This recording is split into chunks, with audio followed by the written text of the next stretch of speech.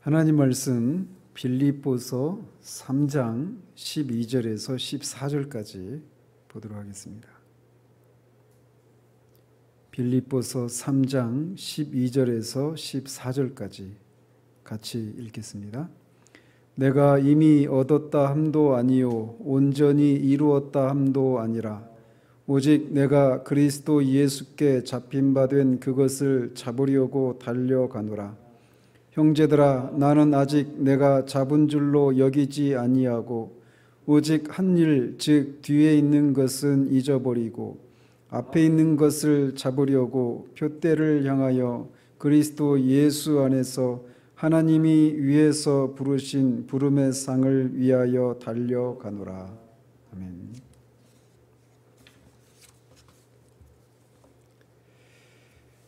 지난주에는 10절과 11절을 통해서 사도가 강렬하게 알기를 원했던 것들이 무엇인지에 대해서 살펴보았습니다. 그는 그리스도에 대한 지식이 아니라 그리스도에 관해서 아는 것이 아니라 그리스도 자신을 더 알기 원했습니다. 또 그는 부활의 권능을 알기 원했는데 그것은 그리스도를 알면 그리고 그와 교제를 나누면 그분을 닮고 본받기 원하는 갈망이 일어나기 마련입니다. 그런데 그 그리스도를 닮기 위해서는 부활의 권능이 필요합니다. 그래서 그는 그리스도를 알고 싶어 할 뿐만 아니라 자연스럽게 부활의 권능도 알고 싶어 하는 것이죠. 그리스도를 닮기 위해서 말이죠. 또 그는 그리스도의 고난에 참여하는 것을 알기 원한다라고 말을 했습니다. 이것은 그리스도를 본받는 것, 그리스도를 닮는 삶은 이 땅에서 그리스도가 사셨던 삶을 닮는 것을 말하는 건데 이 땅에서 그리스도의 삶은 고난의 삶이었습니다. 즉 그는 그리스도를 닮기를 원해서 그 삶을 살기 위해 부활의 권능을 알고 싶어 했을 뿐만 아니라 그리스도가 사셨던 것처럼 고난에 참여하는 것을 알기를 원한다라고 말을 하고 있습니다. 그리고 궁극적으로는 그것을 위해서 자신의 생명도 내어놓겠다라고 말을 하고 있어요. 그리고 이런 것을 갈망하는 궁극적인 목표는 그리스도께서 이렇게 고난의 삶을 사셨지만 이제는 하나님 보좌 우편에서 영광의 삶을 누리고 계신 것처럼 자신도 그리스도와 함께 영광의 삶을 살고자 하는 소망이 있기 때문에 이렇게 그리스도를 알고 부활의 권능과 고난에 참여하는 것을 알기 원한다라고 말을 하고 있는 것에 대해서 우리가 말씀드렸습니다. 계속해서 말씀드리지만 사도가 갈망하고 있는 이런 것들은 우리 모두에게 해당되는 것이어야 한다라고 하는 사실입니다.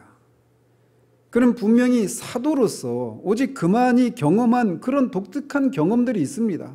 즉 부활하신 주님을 그의 눈으로 직접 본 것과 같은 그런 것들을 우리가 소망해서는 안 돼요. 그런 것들 우리에게는 가능하지 않으니까. 그렇지만 그가 이 부분에서 고백하고 있는 것은 분명히 그의 개인적인 그런 고백인 건 사실이지만 그거는 그가 사도로서만이 아니라 한 사람의 그리스도인으로서 자신의 경험을 얘기하고 있는 겁니다. 그렇기 때문에 그에게 가능했던 것은 우리에게도 가능한 것이고 그가 경험했던 것들을 우리도 경험해야 하는 것이 마땅하다라는 거죠. 우리는 우물한 개구리와 같은 시각을 가지기 쉽습니다. 그래서 우리가 살고 있는 시대의 동료 그리스도인들과 교회의 모습을 보면서 나는 저 사람보다는 좀 나아 또는 저 사람보다 못해 이런 생각을 가지거나 우리 교회는 저 교회보다 더 나아 또는 우리 교회는 저 교회보다 못해 이런 생각들을 가진단 말이죠. 그래서 어떤 사람들은 나은 것 때문에 우쭐대고 어떤 사람들은 그렇지 못한 것 때문에 영적인 열등감을 가지기도 합니다. 그러나 우리의 신앙의 표준은 사도가 제시하고 있는 것이어야 합니다. 우리가 그보다 더 높은 영적인 체험을 할 수 있다고 생각해서도 안 되지만 또 그가 경험한 것은 그에게만 해당된다라고 생각도 안 된단 말이죠. 그래서 이 가난한 시대에서 통용되고 있는 것들로 만족해서는 안 됩니다.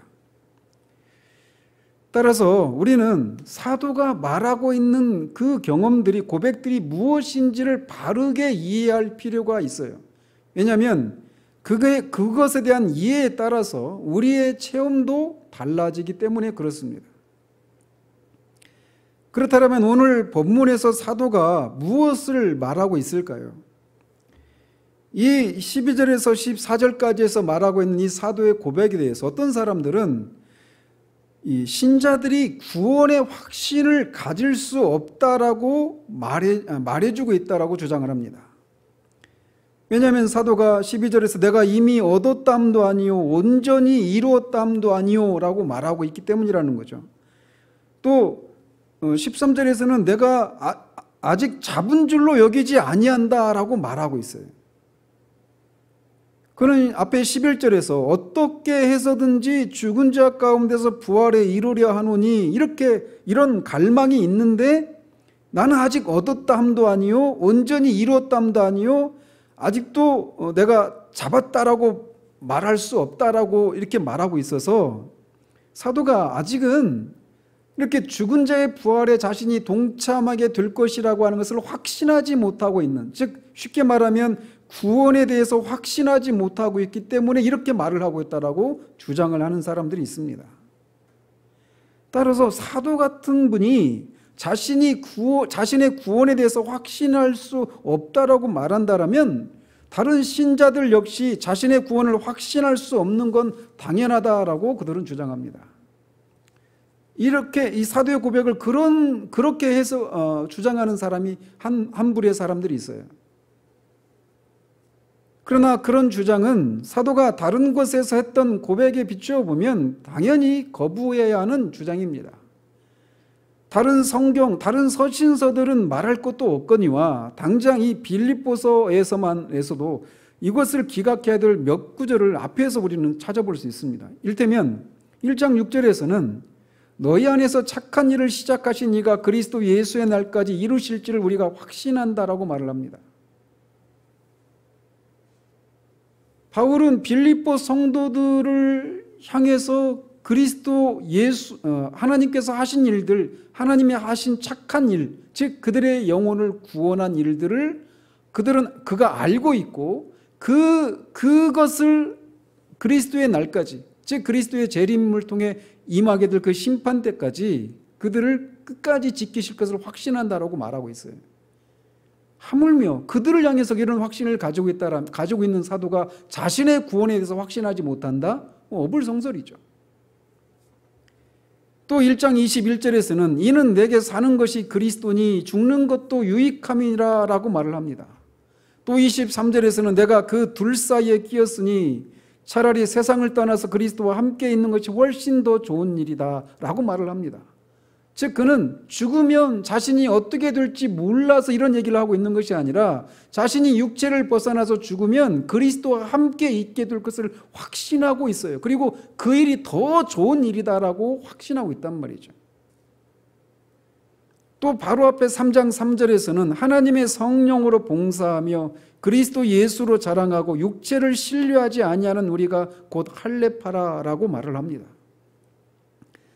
이 빌립보서만 가지고도 사도가 자신의 구원을 확신하지 못하고 있다라고 주장하는 이 주장은 당연히 기각되어야 한다고 할 수 있어요. 다른 서신들은 인용하지 않아도 될 만큼 이 빌립보서에서만도 사도는 자신의 구원을 확신하고 있는 겁니다. 따라서 이 첫 번째 견해는 기각되어야 하는 것이죠. 그런데 또 다른 사람들은 이 본문을 사도가 비록 그의 구원을 확신하고 있긴 하지만 확신하고 있지 못하기 때문에 이렇게 말하고 있는 게 아니라 확신은 한다. 그렇지만 아직은 자신이 죽은 자들의 이 11절에 있는 것처럼 죽은 자 가운데서 부활에 아직은 이르지 못했다. 아직은 얻지 못했다. 이렇게 말하고 있다라고 말을 합니다. 즉 그가 어떻게 해서든지 죽은 자 가운데서 부활에 이르려 하지만 아직은 내가 그것을 이미 얻었다라고 말할 수도 없고 온전히 이루었다라고 말할 수도 없다. 이렇게 말하고 있다는 거예요. 그런데 이 견해 역시 기각하는 것이 마땅합니다. 왜냐하면 사도가 지금 이렇게 만약 그들의 주장처럼 사도가 내가 구원받은 것은 확신하지만 아직은 죽은 자 가운데서의 부활에 내가 아직은 참여하지 않았다. 이 말은 죽은 다음에 그리스도가 오시면 일어나게 될 일이잖아요. 그죠? 그런데 사도가 굳이 이 편지를 받고 있는 빌립보 성도들은 이미 사도가 로마의 감옥에 갇혀 있는, 아직 살아있는, 이 땅에서 살고 있는 것을 알고 있어요. 즉 사도가 죽지 않고 이 땅에 살아있으니까 당연히 죽은 자의 부활에 동참하지 못하고 있다라고 하는 것을 이미 알고 있잖아요. 그죠? 근데 이미 알고 있는 것을 굳이 사도가 이렇게 말하고 있는 게 아니란 말이죠. 당연히 사도가 그런 살고 있다라고 하는 것을, 죽은 자의 부활이 이르지 않고 있는 것을 빌립보 성도들에게 굳이 말하지 않아도 이미 알고 있는데 그 사실을 사도가 새삼스럽게 언급하고 있을 리가 만무한 것이죠. 따라서 이런 두 가지 견해는 받을 수가 없습니다. 그렇다면 사도가 오늘 본문에서 아직 이르지 못했다 또는 아직 얻지 못했다 라고 말하는 게 무슨 의미일까요? 이것을 이해하는 열쇠는 12절 말미에 내가 그리스도 예수께 잡힌 바 되었다라고 하는 말이 무엇을 의미하는지를 이해할 때 이 사도의 고백을 온전하게 이해할 수 있습니다. 저는 3주 전에 4절에서 14절까지를 개략적으로 살피면서 그리스도인이라고 하는 사람에 대한 정의를 이렇게 내린 바 있습니다. 즉 그리스도인이라고 하는 사람들은 예수 그리스도에게 사로잡힌 사람들이다 라고 말이죠. 사도 바울이 자신은 예수 그리스도에게 붙잡혔다라고 말하고 있는 것은 1차적으로는 그가 다메섹 도상에서 부활하신 예수 그리스도를 만난 사건을 의미합니다. 그런데 그가 부활하신 주님을 만난 것을 그리스도 예수께 붙잡혔다라고 이렇게 표현하고 있어요. 사도는 그 말을 통해서 한 사람이 그리스도인이 된다라고 하는 것은 그리스도 예수께 붙잡히는 것이다라고 말을 하고 있는 겁니다. 그래서 그리스도인이란 주님께 붙잡힌 혹은 사로잡혀서 그분의 지배를 받고 그분의 인도를 받고 있는 삶을 사는 사람이라고 3주 전에 말씀드렸습니다.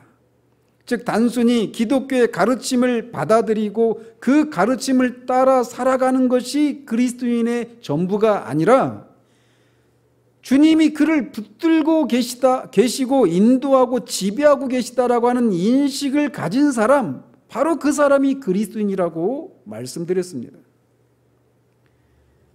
주님이 자신의 삶을 붙들고 계시다라고 하는 이 의식을 떨칠 수 없는 사람, 바로 그가 그리스도인이라고 말씀드렸어요. 그리스도는 이렇게 그리스도 예수께 붙잡힌 사람인데 사도가 그리스도 예수께 붙잡힌 잡힌 받은 그것을 잡으려고 달려간다라고 말하고 있습니다. 그렇다면 사도는 무엇을 위해서 그리스도 예수께 붙잡혔을까요? 그렇게 붙잡힌 주님이 자신의 삶을 계속해서 인도하고 계시고 지배하고 계시다라고 하는 것을 떨칠 수 없다라고 말을 하는데 무엇을 위해서 그리스도께서 그를 그렇게 붙들고 지배하고 인도하고 계시다라는 것일까요? 그것에 대해서는 사도가 이미 앞에서 말해오고 있었습니다. 그는 단순히 자신의 죄가 용서받았다라고 하는 것을 알기 위해 그리스도께 붙잡힌 정도가 아니었습니다. 물론 그런 요소가 포함되죠. 당연히. 더 나아가서 스스로의 열심으로는 의롭다함을 받을 수 없다라고 하는 것을 깨닫고 그 노력을 포기하도록 붙잡힌 것도 아닙니다. 또는 부활하신 주님을 만나기 전까지 그가 교회를 핍박하는 일들을 했는데 그 일을 그만두도록 하기 위해서 사로잡힌 것도 아니었습니다. 물론 이런 요소들이 분명히 있죠.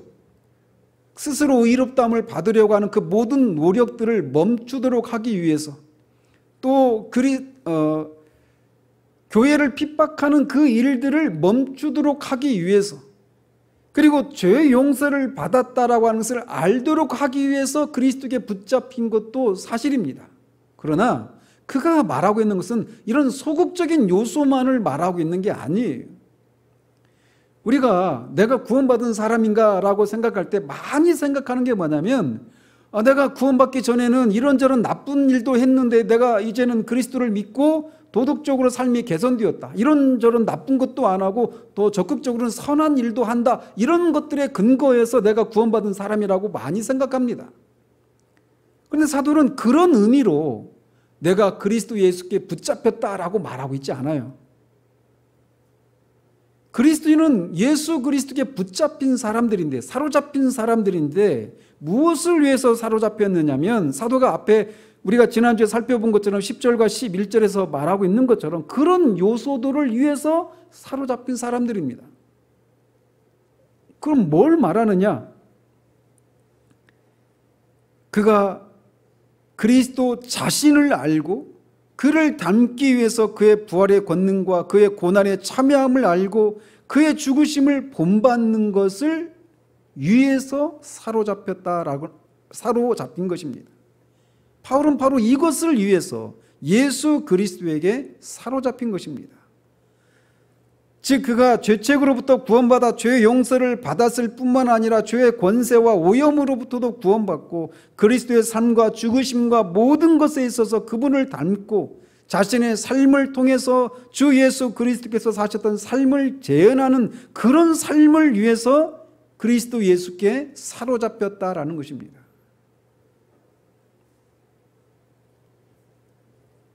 주님은 바울을 바로 이 삶으로 부르시기 위해서 그를 다메섹 도상에서 붙잡으신 것입니다. 그런데 사도는 아직 자신이 이 목표에 이르지 못했다라고 말하고 있는 거예요. 내가 이미 얻었다 함도 아니요 온전히 이루었다 함도 아니라. 그는 분명히 자신이 구원을 받았다라고 하는 것을 알고 있습니다. 그는 자신이 분명히 죽은 자의 부활에 동참하게 될 것을 그 누구보다도 확신하고 있습니다. 그는 그런 사실에 대해서 전혀 의심을 하고 있지 않습니다. 그러나 그는 여전히 배고파하고 있어요. 무엇에 대해서요? 바로 그가 예수 그리스도께 붙잡힌 목표에 도달하지 못한 것에 대해서 배고파하고 있는 겁니다. 즉 그리스도 자신을 아는 것에 있어서 그는 여전히 목말라하고 배고파하고 있는 거예요. 그리고 그분을 알면 알수록 그를 닮고 싶어하는 욕망이 일어나고 그 욕망이 충족되기 위해서는 부활의 권능을 알아야 하는데 이 일을 아는 것에 있어서도 그는 여전히 갈급해하고 있는 겁니다. 또한 그리스도를 닮은 삶은 결국 그리스도의 고난에 참여하는 것인데 이 일에 있어서도 그는 여전히 자신이 그 꼬린 지점에 도달하지 못했다라고 말을 하고 있는 거예요. 이렇게 자신이 아직 이미 얻었다라고 말할 수도 없다. 나는 온전히 이루었다라고 말할 수도 없다. 즉 그리스도를 아는 일에 있어서 부활의 권능과 고난에 참여하는 것에 있어서 나는 이미 얻었다, 이미 나는 그것을 맛보았다, 경험했다, 이루었다 이렇게 말할 수가 없다라고 말을 하고 있는 거예요. 그런데 이렇게 말하고 있는 사도가 지금까지 어떤 삶을 살았고 그가 어떤 것들을 경험했는지를 우리가 잠시 멈추어서 되돌아볼 필요가 있는 겁니다. 그가 과연 나는 아직 주님을 아는 일에 부족함을 느낀다라고 말할 수 있는 사람입니까?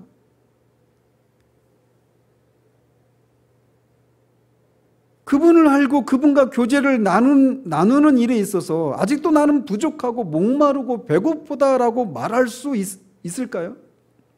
우리 생각하기에는 그렇지 않을 것 같은데 사도는 자신은 그렇다라고 말하고 있는 겁니다.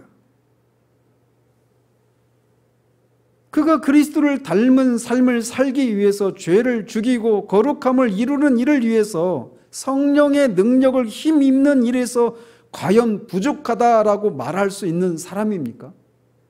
우리가 보기에는 그렇지 않은데 그는 그렇다라고 말을 하고 있는 겁니다.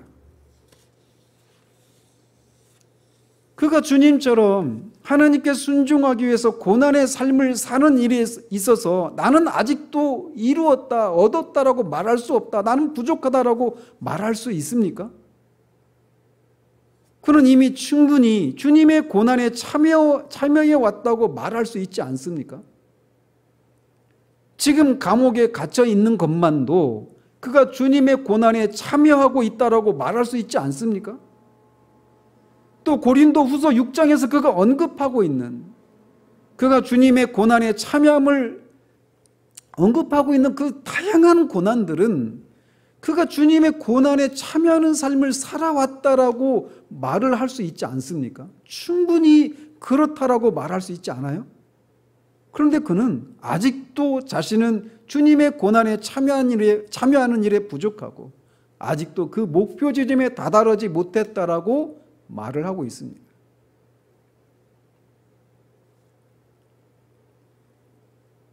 그는 이렇게 그가 마땅히 도달해야 될 그 목표 지점, 즉 그리스도를 알고 그의 부활의 권능과 고난에 참여하는, 그래서 그의 삶과 죽음을 통해서 그리스도의 삶이, 그리스도가 사셨던 그 삶이 자신의 삶을 통해 재현되는 그것을 위해 자신이 사로잡혔는데 아직 그 목표 지점에는 내가 도달하지 못했다라고 말을 하고 있단 말이에요.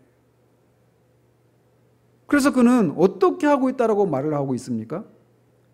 12절에서는 그것을 잡으려고 달려가고 있다라고 말합니다. 또 13절에서는 앞에 있는 것을 잡으려고 한다라고 말을 하고 있습니다. 즉 이 말은 그가 다다라야 할 목표 지점에 도달하기 위해서 모든 수단을 다 동원하고 있다라고 하는 것을 의미합니다. 이렇게 아직 자신이 얻었다 함도 아니요 이루었다 함도 아니라 라고 말하면서 아직도 나는 잡으려고 달려가고 있다라고 말하고 있는 이 사도가 지금까지 어떤 삶을 살아왔고 또 이렇게 말하고 있는 상황이 어떤 상황인지, 그리고 이후에 그의 삶의 여정이 어떠한지를 살필 때 우리는 그가 하고 있는 이 말의 무게를 어느 정도 짐작할 수 있습니다. 이렇게 말하고 있는 사도는 예수 그리스도를 간 믿은 신자로서 고백하고 있는 것이 아닙니다. 어린 신자로서 이런 고백을 하고 있는 게 아니에요. 그는 이미 주님께 사로잡힌 지 30년이 넘는 세월 후에 이 고백을 하고 있는 겁니다. 그는 초년에는 고생했지만 이제는 어느 정도 삶에 있어서 안정을 찾은 후에 이런 고백을 하고 있는 것도 아닙니다. 안락의자에 앉아서 내가 저 개척했을 때 얼마나 힘들었는데, 내가 신학 공부할 때 얼마나 힘들었는데, 이렇게 하면서 근데 지금 하나님 은혜를 주셔서 내가 이만큼 이루었다, 이런 마음의 자세로 얘기하고 있는 게 아니에요.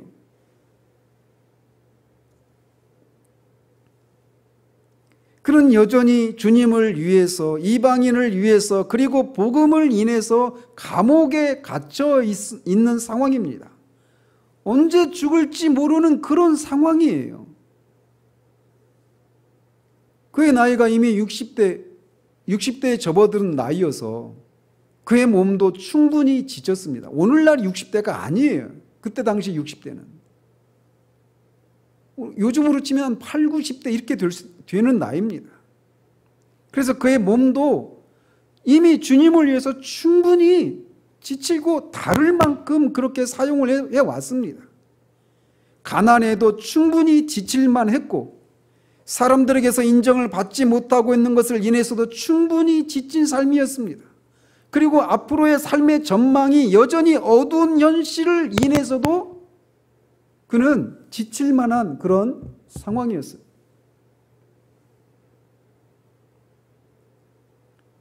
그래서 그런 자신의 상황을 돌아보면 나도 할 만큼 했다. 이만하면 됐다. 이렇게 말할 법한 상황이었어요. 인간적으로 생각하면. 주님과 복음을 위한 수고에도 그랬지만 주님을 닮은 삶과 그의 인격에 있어서도 그는 이만하면 됐다고 말해도 될 법한 그런 사람이 아니었습니까? 그런데 그는 아직 자신은 아니다라고 말을 하고 있는 겁니다.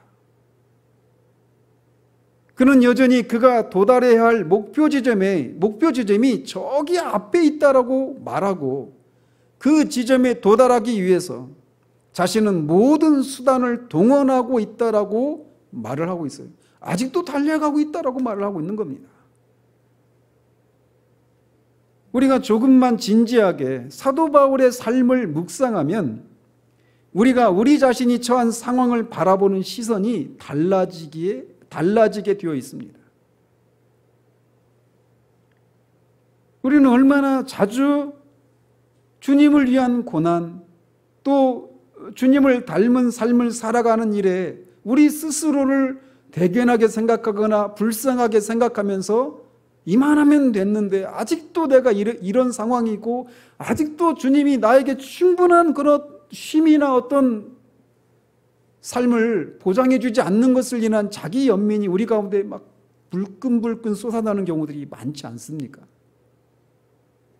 사도는 그렇게 자신의 삶을 그렇게 바라보고 있지 않아요.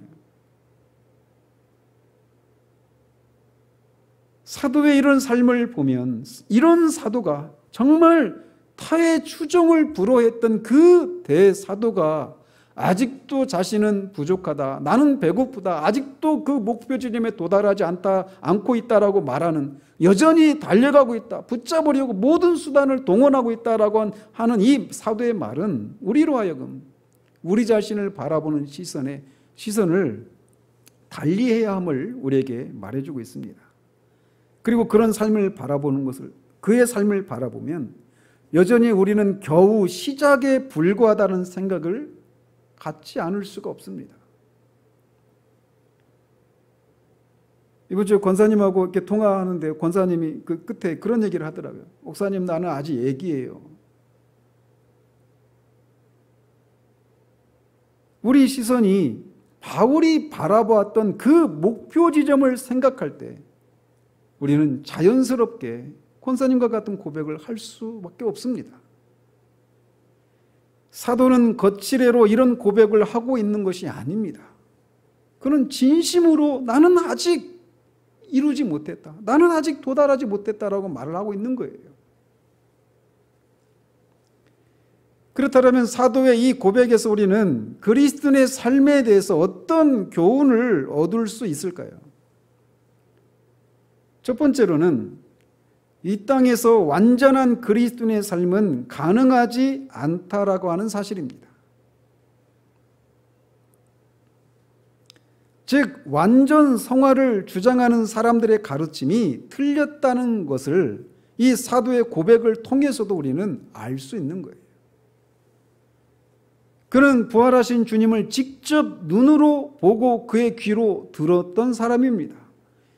심지어 3층천에 올라가서 하나님과 교제를 나누고 들을 수 없는 말들을 들었습니다. 특이한 방식으로 주님과 교제를 나눈 사람이고 성령의 인도하심을, 특이한 방식의 성령의 인도하심을 경험한 대사도였습니다. 그렇지만 그런 체험들이 그를 완전한 그리스도인으로 만들어주지 않았다라고 하는 것을 그의 고백을 통해 우리가 알 수 있는 겁니다.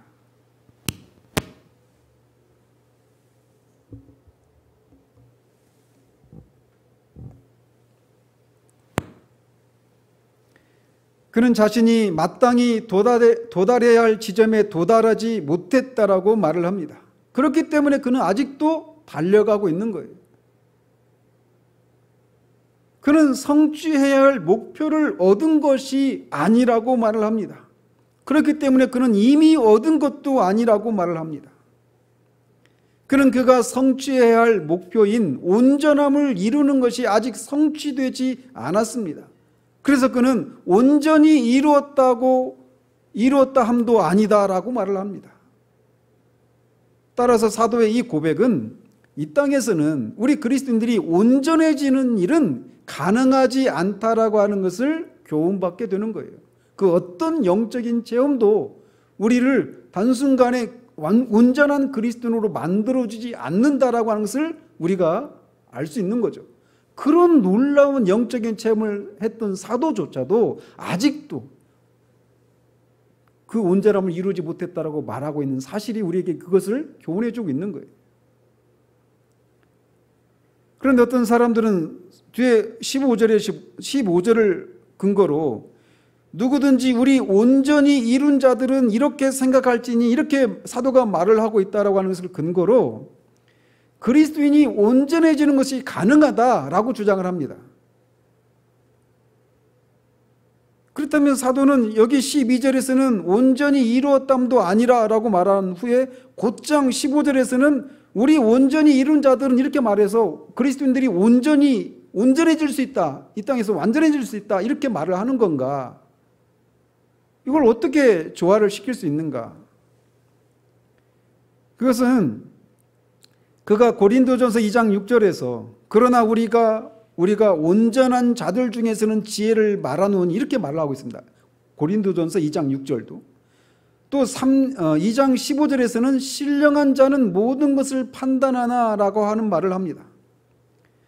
그리고 3장 1절에서 형제들아 내가 신령한 자들을 대함과 같이 너에게 말할 수 없어서 육신에 속한 자 곧 그리스도 안에서 어린 아이들을 대함과 같이 하노라 라고 말을 합니다.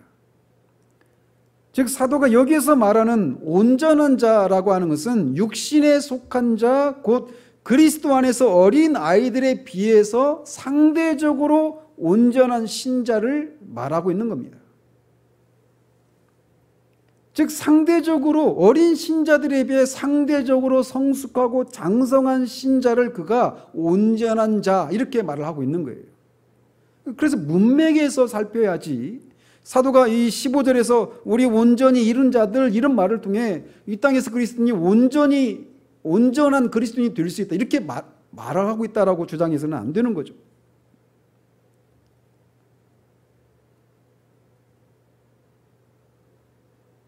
따라서 3장 15절의 온전한 자라고 하는 표현도 상대적인 의미에서의 온전함을 말하고 있을 뿐입니다.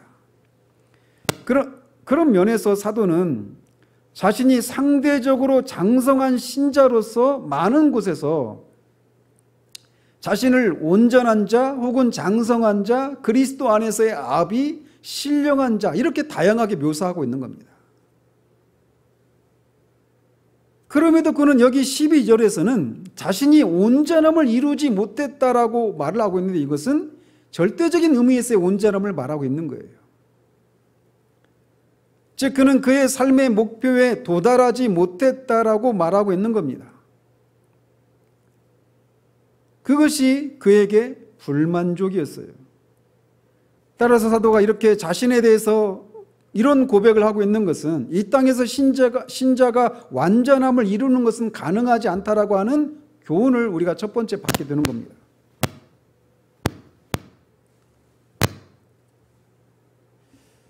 왜 이럴까? 그럼에도 우리는 완전 성화를 주장하는 사람들에 대해서 알고 있습니다. 그렇다면 그런 사람들은 사도조차도 이렇게 온전함이 가능하지 않다라고 이렇게 말을 하고 있는데 왜 그들은 그런 주장을 할까요? 거기에는 크게 두 가지 이유가 있을 수 있습니다. 하나는 그들이 온전함의 의미를 다분히 행위 중심적으로만 생각하기 때문에 그래요.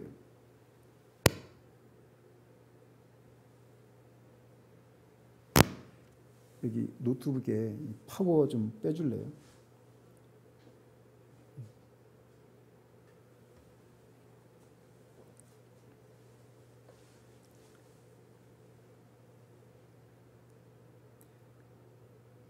행위만이 아니라 우리의 동기와 내면의 상태, 죄에 대해 반응하는 우리의 마음, 우리의 생각 등과 같은 것들을 살피지 않고 단순히 이런저런 죄악된 행위들을 하지 않고 있으니까, 혹은 이런저런 선한 일들을 하고 있으니까 자신은 온전하다라고 생각한단 말이죠. 또 다른 이유가 있다면 그들이 말하는 온전함이라고 하는 기준이 너무나 낮기 때문에 그렇습니다. 사도가 온전함에 대해 세우고 있는 기준은 그들이 생각하는 것보다 훨씬 높다는 사실을 기억해야 합니다. 그렇다면 지나가면서 말씀드리자면, 왜 하나님은 이 땅에서 신자가 완전함에 이르는 것이 가능하도록 하지 않으셨을까요? 왜 하나님은 그것을 허락하지 않으실까요? 우리가 몇 가지 이유들을 댈 수 있을 것입니다. 먼저는 우리 안에 남아있는 죄가, 신자 안에 남아있는 죄가 죽을 때까지 사라지지 않고 지속적으로 영향력을 행사하기 때문이다라고 할 수 있습니다. 또는 만약에 우리가 이 땅에서 완전함을 이룬다라면 그게 우리에게 자랑거리가 되지 않겠어요? 그래서 그것을 우리가 자랑하지 못하도록 하기 위해서다라고도 말할 수 있을 것입니다. 또는 이렇게 우리가 완전함이 이룰 수 없는 우리의 불완전함을 보기 때문에 오히려 그것이 하나님을 더 의지하게 하도록 만들기 때문에, 그런 이유로 하나님을 지속적으로 의지하도록 하기 위해서 완전함에 이르는 것을 허락하지 않을 수 있다, 이렇게 말을 할 수 있어요. 모두 틀린 건 아닙니다. 그렇지만 궁극적인 이유에 대해서는 우리가 모른다라고 말할 수밖에 없어요. 우리가 알고 있는 것은 사도조차도 그 완전함에 이를 수 없었다라고 하는 사실입니다. 어쨌든 우리는 이 사도의 고백 속에서 얻을 수 있는 첫 번째 교훈으로 이 땅에서는 그리스도인이 완전함에 도달할 수 없다라고 하는 교훈을 얻을 수 있어요. 그리고 두 번째로 우리가 얻을 수 있는 교훈이 있는데, 그것은 이 첫 번째 교훈과 연관되어 있습니다. 그게 뭐냐? 성화는 순간적으로 이루어지는 일이 아니라고 하는 사실입니다. 한 번에 잊을 수 없는 영적인 체험이 우리를 온전한 신자로 만들어주지 않는다라고 하는 것을 사도의 이 고백이 우리에게 말해주고 있는 거예요. 말씀드린 것처럼 그런 부활하신 주님을 직접 만났고 3층 전에 올라가서 사람이 들을 수 없는 말들을 들었고 하나님과 교제를 나누었던 사람입니다. 그런데 그는 아직 얻었다 함도 아니요, 이루었다고 함도 아니요, 아직 달려가고 있고 붙잡으려고 한다라고 말을 하고 있습니다. 그는 계속해서 달려가고 있습니다. 그는 소위 완전 성화론자들이나 캐직 운동주의자들이 주장하는 것처럼 주님을 기다리는 지표에서 한 번의 주님과의 만남과 체험을 통해서 그들의 영적인 지위가 육신적인 그리스도인에서 온전한 그리스도인으로 순간적으로 변화되었다, 이렇게 말하고 있지 않아요. 영적인 체험을 가지고 얘기한다면 사도가 경험했던 영적인 체험과 견줄 수 있는 이 땅의 그리스도인은 아무도 없습니다. 그런데 그런 사도조차도 달려가고 있다, 아직 이루지 않았다, 나는 달려가고 있다, 계속해서 진보하고 성장하고 있다라고 말하고 있단 말이죠. 물론 그 얘기는 뒤에 있는 것은 있고라고 하는 말을 통해 알 수 있는 것처럼 지금의 그를 만들어준 다양한 체험들이 있습니다. 그렇지만 그런 체험들이 그로 하여금 더 이상 달려갈 필요가 없게 만들고 있지 않다라고 말하고 있는 거예요. 그는 계속해서 달려가고 있습니다. 이 사실을 통해 우리가 알 수 있는 것은 성화는 체험이 아니라 과정이라는 것입니다. 점점 앞으로 진보해 가는 거예요. 물론 어떤 영적인 체험이 우리의 성화를 촉진시켜 주는 것은 사실입니다. 그러나 그 체험 자체가 성화는 아니에요. 그것은 목표 지점을 향해 달려가는 도중에 일어나는 하나의 과정으로서 일어나는 것이지 그게 종착역이 아니라는 겁니다. 삶과 죽음에 있어서까지 그리스도를 닮아가야 한다라고 하는 목표에 이미 도착했기 때문에 더 이상 달려갈 필요가 없는 그리스도인들은 없습니다. 그런 것이 가능할 정도의 큰 영적인 체험은 없다라는 거예요. 모든 그리스도인은 사도처럼 온전함을 이루기 위해서 계속해서 달려가야 하는 사람들입니다. 이처럼 성화는 순간적으로 일어나는 일이 아니라 과정이라고 하는 것을 우리에게 말해주고 있어요. 사도는 그것을 위해서 붙잡으려고 하고 있고 달려가고 있다라고 말하고 있습니다. 이 사실은 또 우리를 온전함을 향해 달려가는 이 일은 우리가 능동적으로 무엇인가를 하는 것을 통해서 일어나는 일이다라고 하는 것을 우리에게 말해주고 있는 거예요. 완전주의 성화를 주장하는 사람들의 주장은 대부분 능동적이 아니라 수동적입니다. 그들은 거의 완전해지기 위한 어떤 특별한 체험을, 주님과의 어떤 그런 만남을 주장하고 그 완전해지기 위한 자신들의 노력을 멈추고 하나님께 맡겨야 한다라고 주장을 합니다. 물론 우리가 의롭다함을 받는 일에 있어서 우리는 모든 행위와 노력을 멈춰야 합니다. 우리가 해야 할 유일한 일이 있다면 그리스도를 바라보고 그를 전적으로 신뢰하고 의탁하는 일이에요.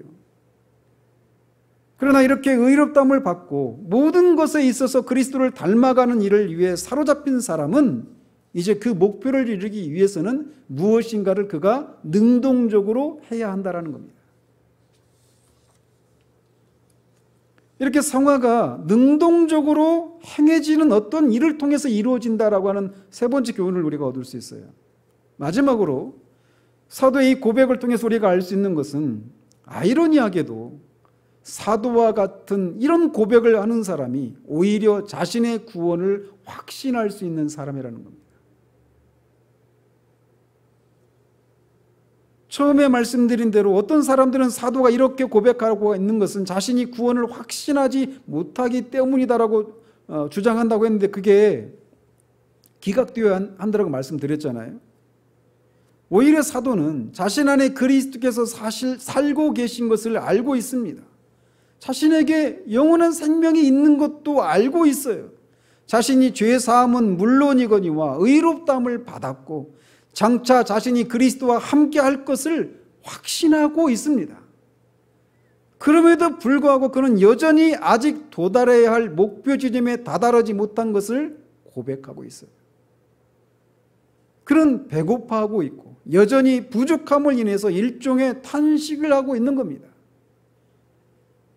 바로 이것이야말로 역설적이게도 그에게 생명이 있다라고 하는 증거라는 사실이에요. 생명이 없는 사람은 사도가 붙들고 있는 그 목표, 그리스도를 알고 그를 닮기 위해서 그리스도의 부활의 권능을 필요로 하고 있고 그리스도를 닮은 삶이라고 하는 것은 그리스도처럼 고난을 받는 삶이라고 하는 것을 알아서 그의 모든 생에 있어서 그의 모든 인격에 있어서 그리스도가 사는 삶이 그의 삶을 통해 재현되는 것, 그것을 표대로 삼고 있는 사람들은 그것을 목표로 삼고 있는 사람들은 사도처럼 나는 아직 그것을 이루지 못했다, 나는 아직 거기에 도달하지 못했다라고 하는 이런 고백과 탄식을 쏟아낸다라는 거예요. 그리고 그 탄식을 쏟아내고만 있는 것이 아니라 그 목표 지점을 향해서 모든 수단을 동원해서 달려가는 그런 일을 하는 사람이 그리스도인이란 말이죠.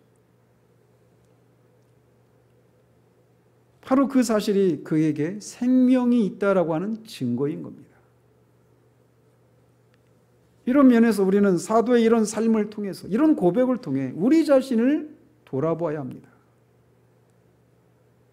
우리에게는 사도에게 있는 이 갈망이 있는지, 그리스도를 알고 싶고 그리스도 자신을 알고 싶고 그를 닮고 싶어서 부활의 권능과 고난의 참여함을 알고자 하는, 그런데 거기에 도달하지, 그것이 자신의 그 삶의 목표인데 그것에 도달하지 못한 것을 인해서 탄식이 있는지, 그리고 탄식하는 데서 멈추고 있는 것이 아니라 그 목표 지점을 향해 달려가고 모든 수단을 동원하고 있는지, 이런 갈망이 우리에게 있는지 돌아보아야 하는 거예요.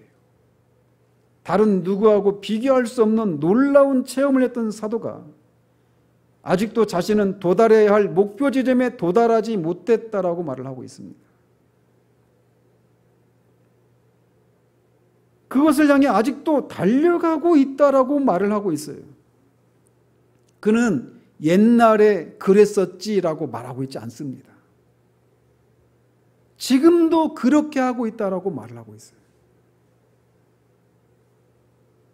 하나님을 찾는 자의 탄식과 하나님을 찾은 자의 탄성, 이것이 생명을 소유한 정상적인 그리스도인의 마땅한 모습입니다.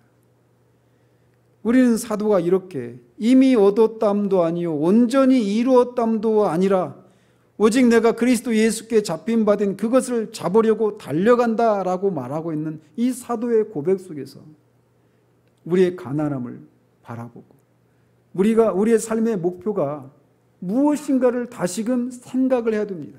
예수 그리스도를 믿어서 이 땅에서 한 번밖에 없는 우리의 삶을, 우리의 팔자가 펴지는 그런 삶을 사는 것이 우리가 그리스도께 사로잡힌 목표가 아닙니다. 그분을 닮는 거예요. 그분을 닮은 삶은 이 땅에서 고난을 받는 겁니다.